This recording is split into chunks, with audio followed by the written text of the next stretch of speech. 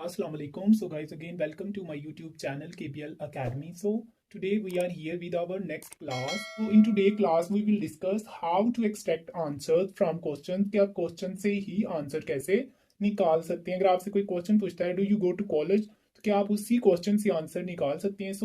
So let's C, let's start. First of all हमने ये question लिखा हुआ है क्या आप कॉलेज जाते हैं, तो आप सिंपली इसका क्या लिखेंगे answer. Do you do you go to college, do you go to college. ये सपोज करें आपसे कोई क्वेश्चन पूछता है तो आप सिंपली इसका आंसर कैसे देंगे. या तो आप यस में देंगे अगर आप कॉलेज जाते हैं, और अगर आप कॉलेज नहीं जाते तो सिंपली आप ना में जवाब देंगे. इसका आंसर हम कैसे करेंगे, हम सिंपली वन और टू वर्ड्स को चेंज करेंगे एंड हमारा जो क्वेश्चन होगा उसी से हम आंसर को एक्सट्रैक्ट करेंगे. So let's see, do you go to college. अगर आप देखें तो ये हमारे पास एक क्वेश्चन है, हम इसका आंसर कैसे लिख सकते हैं. अगर आप कॉलेज जाते हैं तो सिंपली आप क्या लिखेंगे, डू की जगह आप लिखेंगे यस एंड यू को रिप्लेस कर देंगे आई. क्यों, क्योंकि आपसे कोई क्वेश्चन पूछ रहा है तो आप उसका आंसर आई के हिसाब से देंगे, क्योंकि आप खुद उसका आंसर देंगे. Yes I go to college, yes I go to college.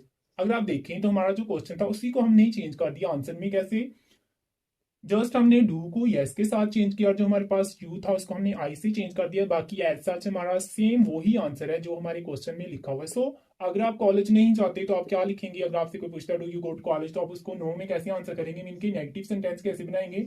No I don't, no I don't go to college, no I don't go to college. ये हमारा हो गया नेगेटिव सेंटेंस जब आपने क्वेश्चन से ही आंसर को एक्सट्रैक्ट करना है लेकिन नेगेटिव के साथ. सेम लाइक दैट, सिमिलरली अगर आपसे कोई क्वेश्चन पूछता है या कोई किताबें खरीद रहा है लेकिन कोई क्वेश्चन आपसे पूछता है कि क्या वो किताबें खरीदते हैं, तो क्वेश्चन क्या होगा, do they buy books, do they buy books.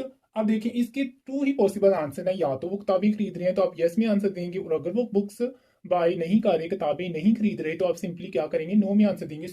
First of all हम यस के साथ आंसर को एक्सट्रैक्ट करते हैं, देन हम जो हमारा नो का आंसर होगा उसको देखते हैं. So let's see, do they buy books, और अगर वो किताबें खरीद रहे हैं तो आप सिंपली क्या लिखेंगे, यस दे बाय बुक्स. अगर आप देखें तो फर्स्ट सेंटेंस में हमने डू के साथ यस नो को चेंज किया और यू को आई के साथ रिप्लेस किया, लेकिन यहाँ पे हमारे पास था दे. दे वो मीन के किसी दूसरे लोगों की बात हो रही है जो ज्यादा लोग हैं और उनके लिए बात हो रही है. तो अगर हमारे क्वेश्चन में सेंटेंस में सॉरी दे होगा तो हम नेक्स्ट में भी दे ही रखेंगे. ये हमारा हो गया पॉजिटिव सेंटेंस. और अगर वो किताबें नहीं खरीद रहे तो सिंपली आप क्या लिखेंगे, no they don't, no they don't buy, no they don't buy books. तो ये आप क्वेश्चन से ही आंसर एक्सट्रैक्ट करेंगे, जस्ट आपने एक नो लगाया एंड डोंट लगाया अगर आप नेगेटिव में उसका आंसर देंगे. सेम लाइक दैट ये क्वेश्चन हमने लिखा हुआ है, क्या मैं इंग्लिश बोलता हूँ. अगर इमेजिन करें आपसे कोई क्वेश्चन पूछ रहा है कि वो खुद इंग्लिश बोलता है या नहीं, तो सिंपली आप क्या करेंगे, वो आपसे क्वेश्चन कर रहा है तो आप अपने हिसाब से मतलब कि इसका आंसर देंगे. जैसे क्या मैं इंग्लिश बोलता हूँ, इसका क्वेश्चन होगा do I speak English, do I speak English. And आप इसका आंसर कैसे देंगे, कि अगर आपसे कोई पूछ रहा है ना कि क्या मैं इंग्लिश बोलता हूं, तो आप उसका आंसर देंगे यू के अकॉर्डिंग. क्या, जैसे यस, क्योंकि आप उस इंसान को बता रहे हैं यस यू स्पीक इंग्लिश. कि अगर आपसे कोई इंग्लिश में क्वेश्चन कर रहा है ना तो आप उसको यू के साथ आंसर देंगे, यस यू स्पीक इंग्लिश, के आप इंग्लिश बोलते हो. लेकिन अगर वो इंग्लिश नहीं बोलता तो सिंपली आप क्या लिखेंगे, no you don't speak English, no you don't speak English. ये हमारा नेगेटिव सेंटेंस होगा. इसी तरह हमने एक लास्ट सेंटेंस लिखा हुआ है, क्या हम क्रिकेट खेलते हैं, तो इसका हम क्या लिखेंगे question, do we play cricket, do we play cricket. And अगर आप क्रिकेट खेलते हैं तो आप सिंपली वी को वी ही रखेंगे. लेकिन अगर आप किसी टीम का हिस्सा नहीं है, मीन कि आप उसके पार्टिसिपेंट या उसके जो खिलाड़ी हैं वो नहीं है, तो आप वी की जगह यू को रिप्लेस कर देंगे, क्योंकि आप उस टीम का हिस्सा नहीं है, इस वजह से आप उस टीम में शामिल नहीं है. लेकिन जो लोग क्रिकेट खेल रहे हैं वो हम उसके अकॉर्डिंग उसका आंसर देंगे. जैसे डू वी प्ले क्रिकेट, अगर आप उस टीम का हिस्सा है तो आप सिंपली क्या लिखेंगे, yes we play cricket, yes we play cricket. लेकिन अगर आप उस टीम का हिस्सा नहीं है तो आप इधर क्या लिखेंगे, यस यू प्ले क्रिकेट. क्यों, क्योंकि आप उस टीम में नहीं है, तो आप वी की बजाय यू को रिप्लेस करेंगे. और अगर वो क्रिकेट नहीं खेल रहे तो आप सिंपली क्या कहेंगे, no we don't play cricket, no we don't play cricket, आप ये आंसर करेंगे। और अगर आप उस टीम का हिस्सा नहीं है तो आप सिंपली वी की जगह यू को रिप्लेस कर देंगे। सो कौन से वर्ड किसके साथ रिप्लेस होते हैं अब हम उसकी बात करते हैं। सो गाइस अगर हम बात करें यू की तो यू का हम लोग चेंज कर सकते हैं आई या वी के साथ।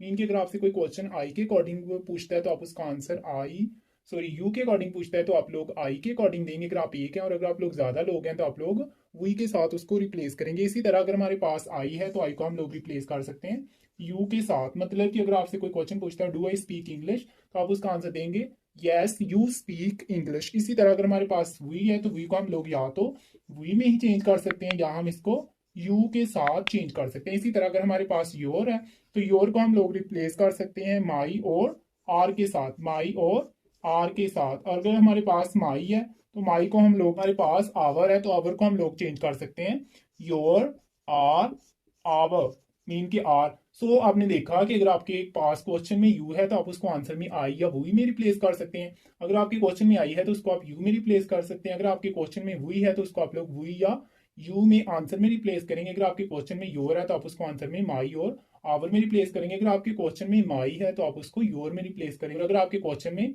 आवर है तो आप उसका आंसर आवर या योर में लिख सकते हैं। जैसे अगर आपसे कोई कहता है व्हाट इज आवर कंट्री तो हम उसका आंसर लिखेंगे our country is Pakistan. So your को योर के साथ या आवर के साथ हम चेंज कर सकते हैं। लेकिन अगर आपके पास क्वेश्चन में ही शी इट या दे है तो आप जैसे क्वेश्चन में दिया हुआ है वैसे ही ऐसा आपको ही शी इट दे को आंसर में लिखेंगे।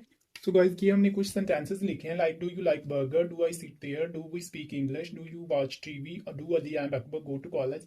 जो हमने आपके साथ अभी वर्ड्स को शेयर किया लाइक यू को आप आई के साथ रिप्लेस कर सकते हैं, आई को यू के साथ रिप्लेस कर सकते हैं, वी को हम वी या यू के साथ रिप्लेस कर सकते हैं, यू को हम लोग आई या वी के साथ रिप्लेस कर सकते हैं। एंड अगर आपके पास किसी क्वेश्चन में नेम्स आते हैं like Ali and Akbar, Ali and Sajid etcetera तो आप उनको ऐसा वैसे ही आंसर में रिप्लेस करेंगे। तो आप लोग इन जो 5 सेंटेंसेस हैं इनकी प्रैक्टिस कीजिएगा। होपफुली आपकी जो सेंटेंस मेकिंग में एक्सट्रैक्ट आंसर की जो एक्सरसाइज या प्रैक्टिस होगी उसमें काफ़ी ज़्यादा इंप्रूवमेंट आएगी।